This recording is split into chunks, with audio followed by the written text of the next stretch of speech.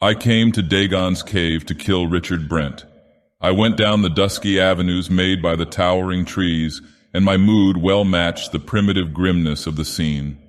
The approach to Dagon's cave is always dark, for the mighty branches and thick leaves shut out the sun, and now the somberness of my own soul made the shadows seem more ominous and gloomy than was natural. Not far away I heard the slow wash of the waves against the tall cliffs, but the sea itself was out of sight, masked by the dense oak forest. The darkness and the stark gloom of my surroundings gripped my shadowed soul as I passed beneath the ancient branches. As I came out into a narrow glade and saw the mouth of the ancient cavern before me, I paused, scanning the cavern's exterior and the dim reaches of the silent oaks. The man I hated had not come before me. I was in time to carry out my grim intent. For a moment my resolution faltered, then like a wave there surged over me the fragrance of Eleanor Bland, a vision of wavy golden hair and deep gray eyes, changing and mystic as the sea. I clenched my hands until the knuckles showed white, and instinctively touched the wicked snub-nosed revolver whose weight sagged my coat pocket. But for Richard Brent, I felt certain I had already won this woman, desire for whom made my waking hours a torment and my sleep a torture. Whom did she love? She would not say. I did not believe she knew. Let one of us go away, I thought, and she would turn to the other. And I was going to simplify matters for her, and for myself. By chance I had overheard my blonde English rival remark that he intended coming to lonely Dagon's cave on an idle exploring outing, alone. I am not by nature criminal.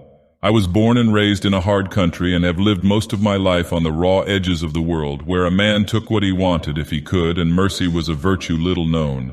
But it was a torment that racked me day and night that sent me out to take the life of Richard Brent. I have lived hard and violently, perhaps. When love overtook me, it also was fierce and violent. Perhaps I was not wholly sane, what with my love for Eleanor Bland and my hatred for Richard Brent. Under any other circumstances, I would have been glad to call him friend, a fine, rangy, upstanding young fellow, clear-eyed and strong. But he stood in the way of my desire, and he must die. I stepped into the dimness of the cavern and halted. I had never before visited Dagon's cave, yet a vague sense of misplaced familiarity troubled me as I gazed on the high arching roof, the even stone walls and the dusty floor. I shrugged my shoulders, unable to place the elusive feeling. Doubtless it was evoked by a similarity to caverns in the mountain country of the American Southwest, where I was born and spent my childhood. And yet I knew that I had never seen a cave like this one, whose regular aspect gave rise to myths that it was not a natural cavern, but had been hewn from the solid rock ages ago by the tiny hands of the mysterious little people, the prehistoric beings of British legend. The whole countryside thereabouts was a haunt for ancient folklore. The country folk were predominantly Celtic. Here the Saxon invaders had never prevailed, and the legends reached back in that long-settled countryside further than anywhere else in England. Back beyond the coming of the Saxons, and incredibly beyond that distant age, beyond the coming of the Romans, to those unbelievably ancient days when the native Britons warred with black-haired Irish pirates. The little people, of course, had their part in the lore. Legend said that this cavern was one of their last strongholds against the conquering Celts, and hinted at lost tunnels long fallen in or blocked up, connecting the cave with a network of subterranean corridors which honeycombed the hills. With these chance meditations vying idly in my mind with grimmer speculations, I passed through the outer chamber of the cavern and entered a narrow tunnel which, I knew by former descriptions, connected with a larger room. It was dark in the tunnel, but not too dark for me to make out the vague, half-defaced outlines of mysterious etchings on the stone walls. I ventured to switch on my electric torch and examine them more closely. Even in their dimness, I was repelled by their abnormal and revolting character. Surely no men cast in human mold as we know it scratched those grotesque obscenities. The little people. I wondered if those anthropologists were correct in their theory of a squat mongoloid aboriginal race, so low in the scale of evolution as to be scarcely human, yet possessing a distinct, though repulsive, culture of their own. They had vanished before the invading races, theory said, forming the base of all Aryan legends of trolls, elves, dwarves, and witches. Living in caves from the start, these aborigines had retreated farther and farther into the caverns of the hills before the conquerors, vanishing at last entirely. Though folklore fancy pictures their descendants still dwelling in the lost chasms far beneath the hills, loathsome survivors of an outworn age. I snapped off the torch and passed through the tunnel to come out into a sort of doorway which seemed entirely too symmetrical to have been the work of nature. I was looking into a vast, dim cavern, at a somewhat lower level than the outer chamber, and again I shuddered with a strange alien sense of familiarity. A short flight of steps led down from the tunnel to the floor of the cavern. Tiny steps, too small for normal human feet, carved into the solid stone. Their edges were greatly worn away as if by ages of use. I started the descent. My foot slipped suddenly. I instinctively knew what was coming. It was all in part with that strange feeling of familiarity, but I could not catch myself. I fell headlong down the steps and struck the stone floor with a crash that blotted out my senses. Slowly consciousness returned to me with a throbbing of my head and a sensation of bewilderment. I lifted a hand to my head and found it caked with blood.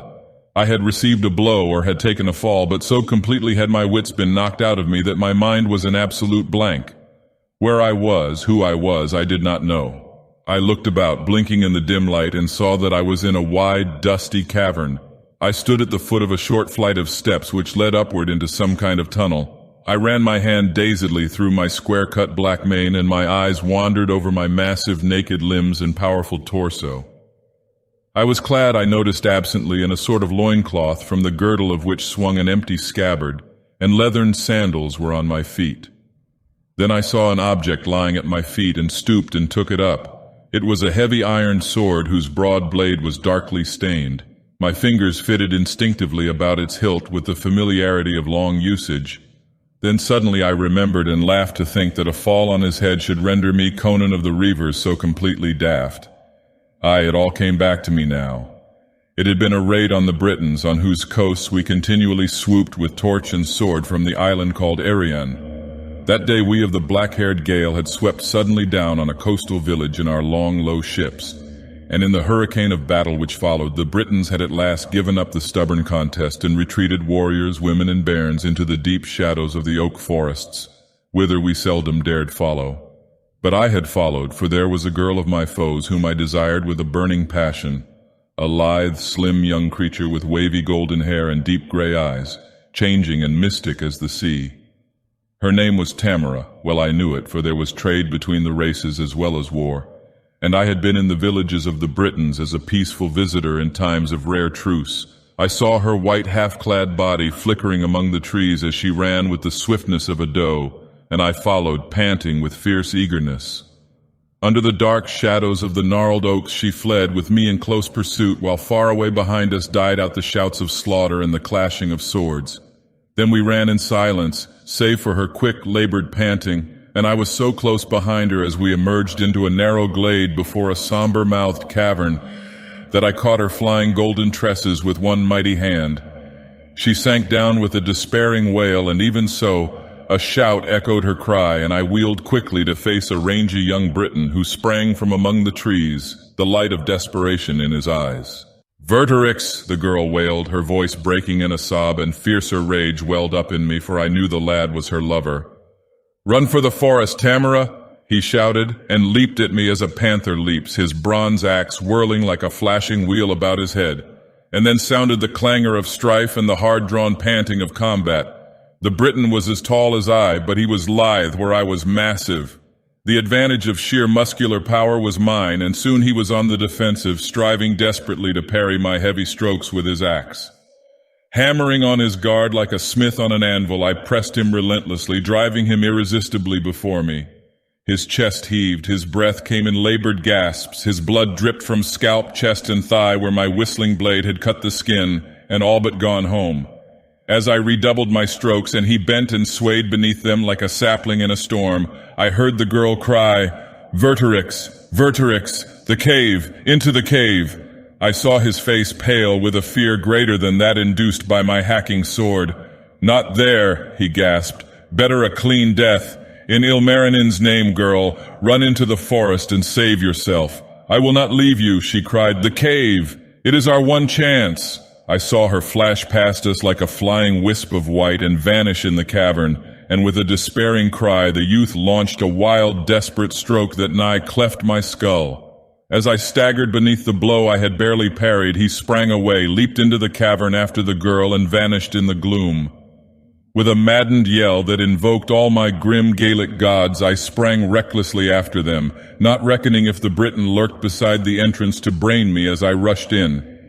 But a quick glance showed the chamber empty, and a wisp of white disappearing through a dark doorway in the back wall. I raced across the cavern and came to a sudden halt as an axe licked out of the gloom of the entrance and whistled perilously close to my black-maned head. I gave back suddenly. Now the advantage was with Verterix, who stood in the narrow mouth of the corridor where I could hardly come at him without exposing myself to the devastating stroke of his axe. I was near frothing with fury, and the sight of a slim white form among the deep shadows behind the warrior drove me into a frenzy. I attacked savagely but warily, thrusting venomously at my foe and drawing back from his strokes. I wished to draw him out into a wide lunge, avoid it, and run him through before he could recover his balance. In the open I could have beat him down by sheer power and heavy blows, but here I could only use the point, and that at a disadvantage. I always preferred the edge. But I was stubborn. If I could not come at him with a finishing stroke, neither could he or the girl escape me while I kept him hemmed in the tunnel. It must have been the realization of this fact that prompted the girl's action, for she said something to Verterix about looking for a way leading out, and though he cried out fiercely forbidding her to venture away into the darkness, she turned and ran swiftly down the tunnel to vanish in the dimness. My wrath rose appallingly, and I nearly got my head split in my eagerness to bring down my foe before she found a means for their escape.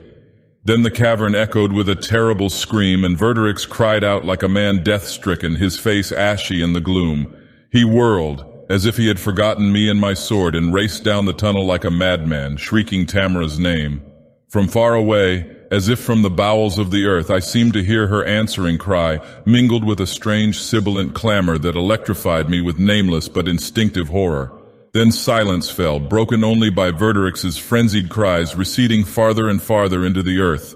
Recovering myself, I sprang into the tunnel and raced after the Briton as recklessly as he had run after the girl.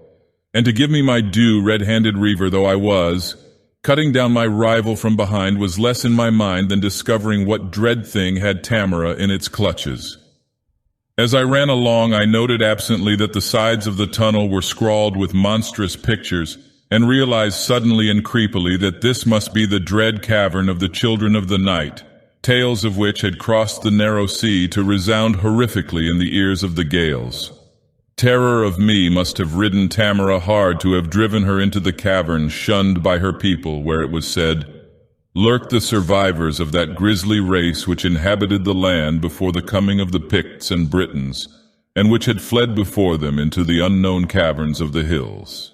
Ahead of me the tunnel opened into a wide chamber, and I saw the white form of Verterix glimmer momentarily in the semi-darkness, and vanish in what appeared to be the entrance of a corridor opposite the mouth of the tunnel I had just traversed. Instantly there sounded a short, fierce shout and the crash of a hard-driven blow, mixed with the hysterical screams of a girl and a medley of serpent-like hissing that made my hair bristle. And at that instant I shot out of the tunnel, running at full speed, and realized too late the floor of the cavern lay several feet below the level of the tunnel. My flying feet missed the tiny steps, and I crashed terrifically on the solid stone floor. Now as I stood in the semi-darkness, rubbing my aching head, all this came back to me, and I stared fearsomely across the vast chamber at that black cryptic corridor into which Tamara and her lover had disappeared, and over which silence lay like a pall. Gripping my sword, I warily crossed the great still cavern and peered into the corridor. Only a denser darkness met my eyes. I entered, striving to pierce the gloom, and as my foot slipped on a wide, wet smear on the stone floor, the raw, acrid scent of fresh spilled blood met my nostrils. Someone or something had died there, either the young Briton or his unknown attacker. I stood there uncertainly, all the supernatural fears that are the heritage of the Gael rising in my primitive soul. I could turn and stride out of these accursed mazes into the clear sunlight and down to the clean blue sea where my comrades, no doubt, impatiently awaited me after the routing of the Britons. Why should I risk my life among these grisly rat dens? I was eaten with curiosity to know what manner of beings haunted the cavern, and who were called the children of the night by the Britons. But in it was my love for the yellow-haired girl which drove me down that dark tunnel. And love her I did in my way, and would have been kind to her, had I carried her away to my island haunt. I walked softly along the corridor, blade ready.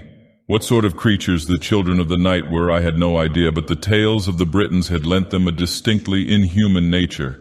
The darkness closed around me as I advanced until I was moving in utter blackness. My groping left hand encountered a strangely carven doorway, and at that instant something hissed like a viper beside me and slashed fiercely at my thigh. I struck back savagely and felt my blind stroke crunch home, and something fell at my feet and died. What thing I had slain in the dark I could not know, but it must have been at least partly human, because the shallow gash in my thigh had been made with a blade of some sort, and not by fangs or talons. And I sweated with horror, for the gods know the hissing voice of the thing had resembled no human tongue I had ever heard. And now in the darkness ahead of me I heard the sound repeated, mingled with horrible slitherings, as if numbers of reptilian creatures were approaching. I stepped quickly into the entrance my groping hand had discovered, and came near repeating my headlong fall, for instead of letting into another level corridor, the entrance gave onto a flight of dwarfish steps on which I floundered wildly. Recovering my balance, I went on cautiously, groping along the sides of the shaft for support. I seemed to be descending into the very bowels of the earth, but I dared not turn back. Suddenly, far below me, I glimpsed a faint, eerie light. I went on perforce and came to a spot where the shaft opened into another great vaulted chamber, and I shrank back aghast. In the center of the chamber stood a grim black altar. It had been rubbed all over with a sort of phosphorus so that it glowed dully, lending a semi-illumination to the shadowy cavern. Towering behind it on a pedestal of human skulls lay a cryptic black object carven with mysterious hieroglyphics, the Black Stone, the ancient stone before which the Britons said the children of the night bowed in gruesome worship, and whose origin was lost in the black mists of a hideously distant past. Once, legend said, it had stood in that grim circle of monoliths called Stonehenge, before its votaries had been driven like chaff before the bows of the Picts. But I gave it but a passing, shuddering glance. Two figures lay, bound with rawhide thongs, on the glowing black altar. One was Tamara, the other was Verderix, blood-stained and disheveled. His bronze axe, crusted with clotted blood, lay near the altar, and before the glowing stone squatted Horror.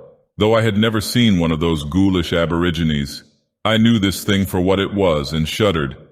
It was a man of a sort, but so low in the stage of life that its distorted humanness was more horrible than its bestiality. Erect, it could not have been 5 feet in height. Its body was scrawny and deformed, its head disproportionately large. Lank, snaky hair fell over a square, inhuman face with flabby, writhing lips that bared yellow fangs, flat spreading nostrils, and great yellow slant eyes. I knew the creature must be able to see in the dark as well as a cat. Centuries of skulking in dim caverns had lent the race terrible and inhuman attributes. But the most repellent feature was its skin, scaly, yellow, and mottled, like the hide of a serpent. A loincloth made of a real snake's skin girt its lean loins, and its taloned hands gripped a short stone-tipped spear and a sinister-looking mallet of polished flint. So intently was it gloating over its captives, it evidently had not heard my stealthy descent. As I hesitated in the shadows of the shaft, far above me I heard a soft, sinister rustling that chilled the blood in my veins. The children were creeping down the shaft behind me, and I was trapped. I saw other entrances opening on the chamber, and I acted, realizing that an alliance with Verderix was our only hope. Enemies though we were men cast in the same mold, trapped in the lair of these indescribable monstrosities. As I stepped from the shaft, the Horror beside the altar jerked up his head and glared full at me. And as he sprang up, I leaped, and he crumpled, blood spurting as my heavy sword split his reptilian heart. But even as he died, he gave tongue in an abhorrent shriek which was echoed far up the shaft. In desperate haste, I cut Verderix's bonds and dragged him to his feet, and I turned to Tamara, who in that dire extremity did not shrink from me, but looked up at me with pleading, terror-dilated eyes. Verderix wasted no time in words, realizing chance had made allies of us. He snatched up his axe as I freed the girl. "We can't go up the shaft," he explained swiftly. "We'll have the whole pack upon us quickly. They caught Tamara as she sought for an exit and overpowered me by sheer numbers when I followed. They dragged us hither and all but that carrion scattered, bearing word of the sacrifice through all their burrows, I doubt not. Ilmarinen alone knows how many of my people, stolen in the night, have died on that altar. We must take our chance in one of these tunnels. All lead to hell. Follow me." Seizing Tamara's hand, he ran fleetly into the nearest tunnel, and I followed. A glance back into the chamber before a turn in the corridor blotted it from view showed a revolting horde streaming out of the shaft. The tunnel slanted steeply upward, and suddenly ahead of us we saw a bar of gray light. But the next instant our cries of hope changed to curses of bitter disappointment. There was daylight, drifting in through a cleft in the vaulted roof, but far, far above our reach. Behind us the pack gave tongue exultingly, and I halted. "Save yourselves if you can," I growled. "Here I make my stand. They can see in the dark and I cannot. Here at least I can see them. Go." But Verderix halted also. "Little use to be hunted like rats to our doom. There is no escape. Let us meet our fate like men." Tamara cried out, wringing her hands, but she clung to her lover. "Stand behind me with the girl," I grunted. "When I fall, dash out her brains with your axe, lest they take her alive again. Then sell your own life as high as you may, for there is none to avenge us." His keen eyes met mine squarely. "We worship different gods, Reaver," he said, "but all gods love brave men. Mayhap we shall meet again beyond the dark." "Hail and farewell, Britain," I growled, and our right hands gripped like steel. "Hail and farewell, Gale." And I wheeled as a hideous horde swept up the tunnel and burst into the dim light, a flying nightmare of streaming snaky hair, foam-flecked lips, and glaring eyes. Thundering my war cry, I sprang to meet them, and my heavy sword sang, and a head spun grinning from its shoulder on an arching fountain of blood. They came upon me like a wave, and the fighting madness of my race was upon me. I fought as a maddened beast fights, and at every stroke I clove through flesh and bone, and blood spattered in a crimson rain. Then as they surged in and I went down beneath the sheer weight of their numbers, a fierce yell cut the din, and Verderix's axe sang above me, splattering blood and brains like water. The press slackened and I staggered up, trampling the writhing bodies beneath my feet. "A stair behind us!" the Briton was screaming, "half hidden in an angle of the wall. It must lead to daylight. Up it, in the name of Ilmarinen." So we fell back, fighting our way inch by inch. The vermin fought like blood-hungry devils, clambering over the bodies of the slain to screech and hack. Both of us were streaming blood at every step when we reached the mouth of the shaft, into which Tamara had preceded us. Screaming like very fiends, the children surged in to drag us down. The shaft was not as light as had been the corridor, and it grew darker as we climbed, but our foes could only come at us from in front. By the gods, we slaughtered them till the stair was littered with mangled corpses and the children frothed like mad wolves. Then suddenly they abandoned the fray and raced back down the steps.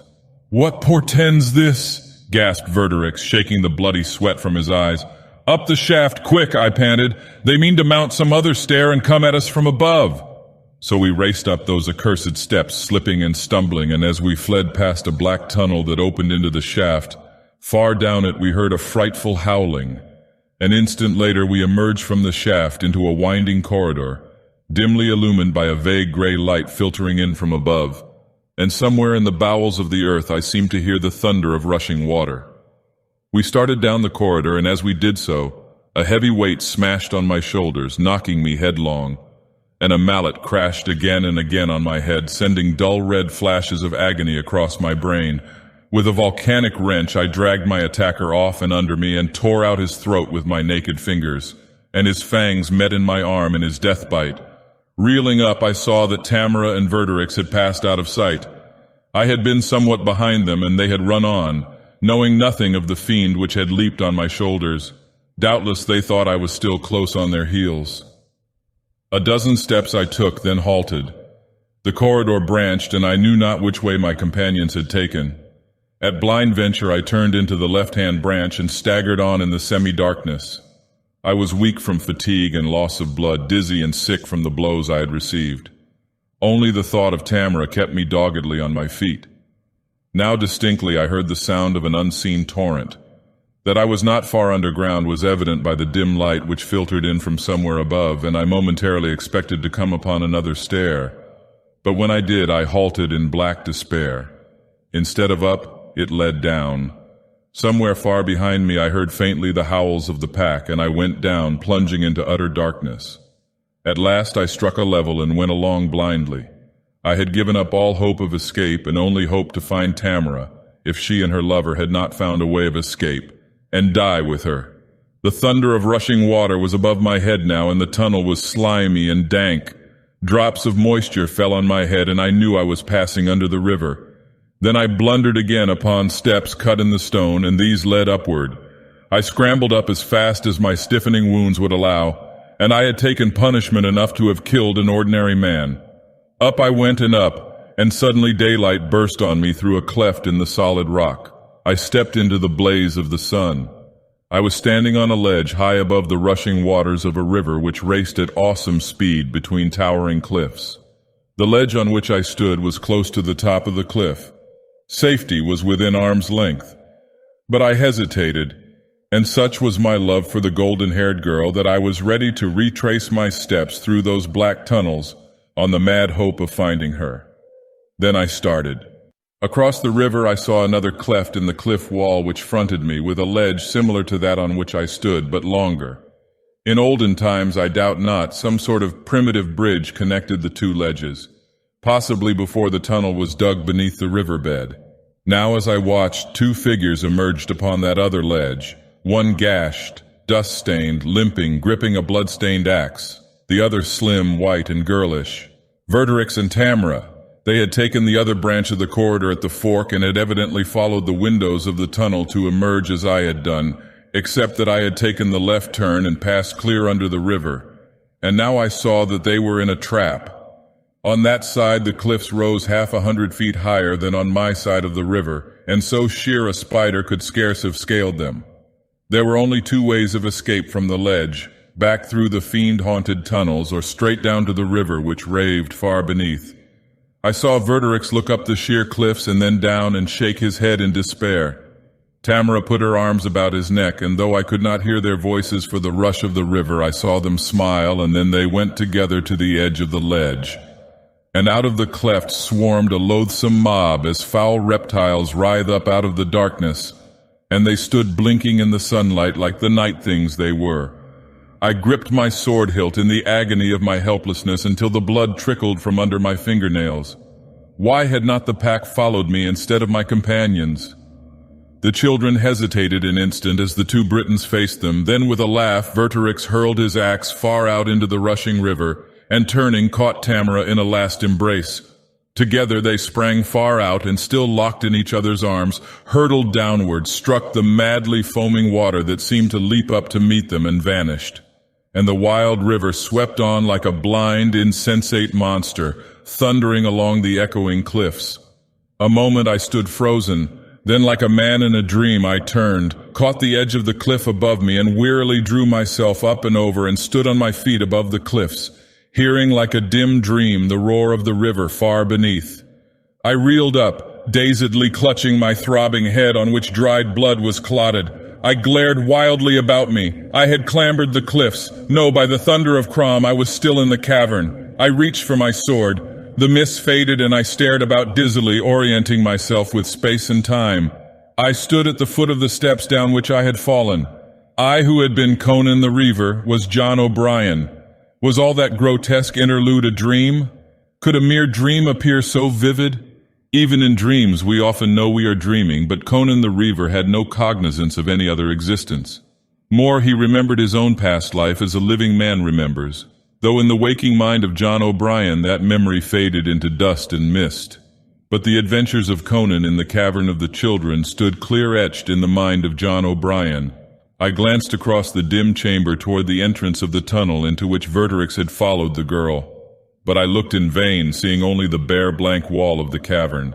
I crossed the chamber, switched on my electric torch, miraculously unbroken in my fall, and felt along the wall. Ha! I started as from an electric shock.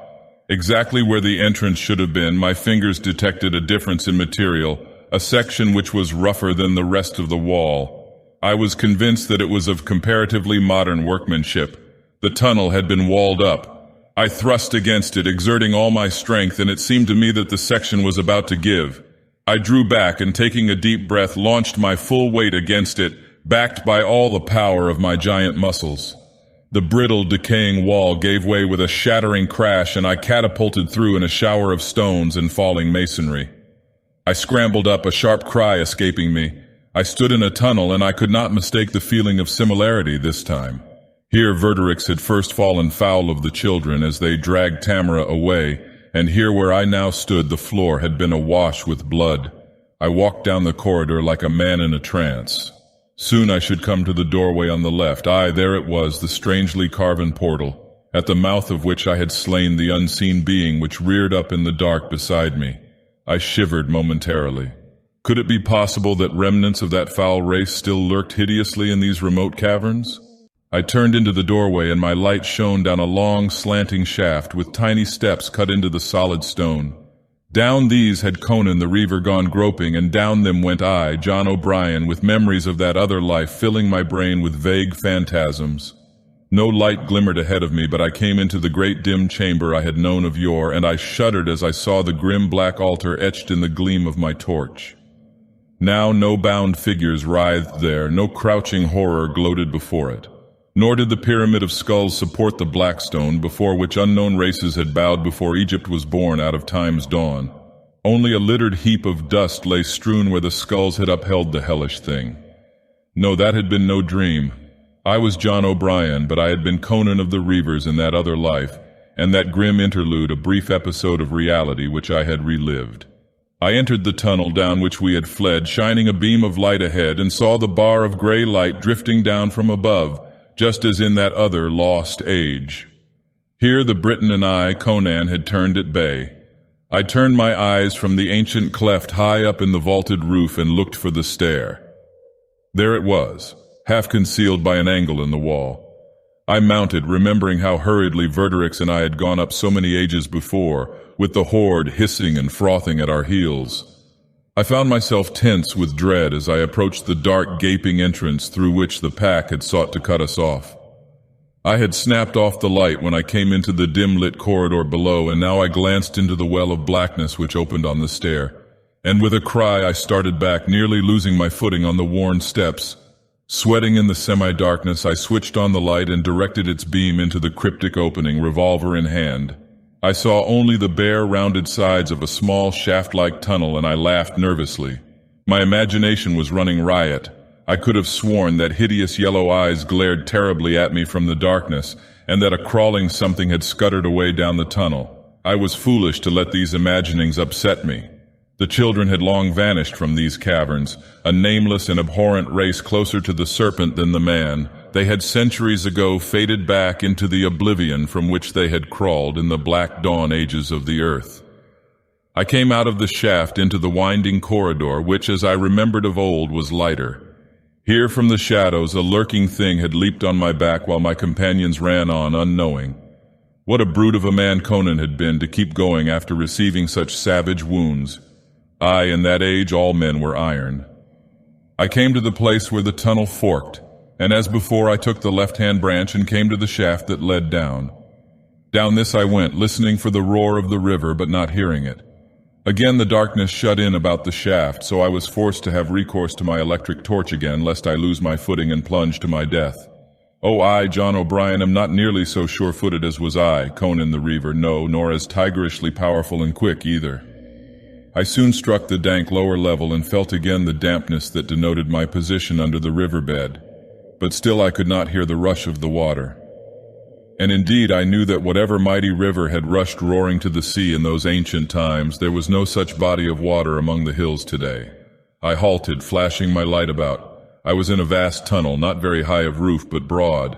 Other smaller tunnels branched off from it, and I wondered at the network which apparently honeycombed the hills. I cannot describe the grim, gloomy effect of those dark, low-roofed corridors far below the earth. Over all hung an overpowering sense of unspeakable antiquity. Why had the little people carved out these mysterious crypts, and in which black age? Were these caverns their last refuge from the onrushing tides of humanity, or their castles since time immemorial. I shook my head in bewilderment. The bestiality of the children I had seen, yet somehow they had been able to carve these tunnels and chambers that might balk modern engineers.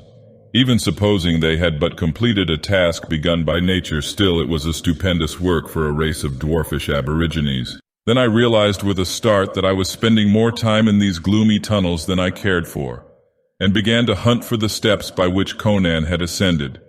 I found them, and following them up, breathed again deeply in relief as the sudden glow of daylight filled the shaft. I came out upon the ledge, now worn away until it was little more than a bump on the face of the cliff, and I saw the great river, which had roared like a prisoned monster between the sheer walls of its narrow canyon, had dwindled away with the passing eons until it was no more than a tiny stream far beneath me, trickling soundlessly among the stones on its way to the sea. Aye, the surface of the earth changes. The rivers swell or shrink, the mountains heave and topple, the lakes dry up, the continents alter. But under the earth the work of lost, mysterious hands slumbers untouched by the sweep of time. Their work, aye, but what of the hands that reared that work? Did they too lurk beneath the bosoms of the hills? How long I stood there, lost in dim speculations, I do not know. But suddenly, glancing across at the other ledge, crumbling and weathered, I shrank back into the entrance behind me. Two figures came out upon the ledge, and I gasped to see that they were Richard Brent and Eleanor Bland. Now I remembered why I had come to the cavern, and my hand instinctively sought the revolver in my pocket. They did not see me, but I could see them and hear them plainly too, since no roaring river now thundered between the ledges. "By gad, Eleanor," Brent was saying, "I'm glad you decided to come with me. Who would have guessed there was anything to those old tales about hidden tunnels leading from the cavern? I wonder how that section of wall came to collapse. I thought I heard a crash just as we entered the outer cave. Do you suppose some beggar was in the cavern ahead of us and broke it in?" "I don't know," she answered. I don't know. It almost seems as if I'd been here before or dreamed I had. I seem to faintly remember like a far-off nightmare, running endlessly through these dark corridors with hideous creatures on my heels." "Was I there?" jokingly asked Brent. "Yes, and John too," she answered. "But you were not Richard Brent, and John was not John O'Brien. No, and I was not Eleanor Bland either. Oh, it's so dim and far off I can't describe it at all. It's hazy and misty and terrible." "I understand a little," he said unexpectedly. "Ever since we came to the place where the wall had fallen and revealed the old tunnel, I've had a sense of familiarity with the place. There was horror and danger and battle, and love too." He stepped nearer the edge to look down in the gorge, and Eleanor cried out sharply and suddenly, seizing him in a convulsive grasp, "Don't, Richard, don't! Hold me, oh, hold me tight!" He caught her in his arms. "Why, Eleanor, dear, what's the matter?" "Nothing," she faltered, but she clung closer to him, and I saw she was trembling. "Just a strange feeling, rushing dizziness and fright, just as if I were falling from a great height. Don't go near the edge, Dick, it scares me." "I won't, dear," he answered, drawing her closer to him and continuing hesitantly. "Eleanor, there's something I've wanted to ask you for a long time. Well, I haven't the knack of putting things in an elegant way. I love you, Eleanor, always have. You know that. But if you don't love me, I'll take myself off and won't annoy you anymore. Only please tell me one way or another, for I can't stand it any longer. Is it I or the American?" "You, Dick," she answered, hiding her face on his shoulder. "It's always been you, though I didn't know it. I think a great deal of John O'Brien. I didn't know which of you I really loved. But today, as we came through those terrible tunnels and climbed those fearful stairs, and just now, when I thought for some strange reason we were falling from the ledge, I realized it was you I loved, that I always loved you through more lives than this one, always." Their lips met, and I saw her golden head cradled on his shoulder. My lips were dry, my heart cold, yet my soul was at peace. They belonged to each other. Eons ago they lived and loved, and because of that love they suffered and died. And I, Conan, had driven them to that doom. I saw them turn toward the cleft, their arms about each other. Then I heard Eleanor, shriek. I saw them both recoil. And out of the cleft a horror came writhing, a loathsome, brain-shattering thing that blinked in the clean sunlight. I knew it of old. Vestige of a forgotten age, it came writhing its horrid shape up out of the darkness of the earth and the lost past to claim its own. What 3,000 years of retrogression can do to a race hideous in the beginning, I saw, and shuddered. And instinctively I knew that in all the world it was the only one of its kind, a monster that had lived on. God alone knows how many centuries wallowing in the slime of its dank subterranean lairs. Before the children had vanished, the race must have lost all human semblance, living as they did the life of the reptile. This thing was more like a giant serpent than anything else, but it had aborted legs and snaky arms with hooked talons. It crawled on its belly, writhing back mottled lips to bare needle-like fangs which I felt must drip with venom. It hissed as it reared up its ghastly head on a horribly long neck, while its yellow slanted eyes glittered with all the horror that is spawned in the black layers under the earth. I knew those eyes had blazed at me from the dark tunnel opening on the stair. For some reason the creature had fled from me, possibly because it feared my light, and it stood to reason that it was the only one remaining in the caverns, else I had been set upon in the darkness. But for it, the tunnels could be traversed in safety. Now the reptilian thing writhed toward the humans trapped on the ledge. Brent had thrust Eleanor behind him and stood face ashy to guard her as best he could. And I gave thanks silently that I, John O'Brien, could pay the debt I, Conan the Reaver, owed these lovers since long ago. The monster reared up, and Brent, with cold courage, sprang to meet it with his naked hands. Taking quick aim, I fired once. The shot echoed like the crack of doom between the towering cliffs, and the horror, with a hideously human scream, staggered wildly, swayed and pitched headlong, knotting and writhing like a wounded python, to tumble from the sloping ledge and fall plummet-like to the rocks far below.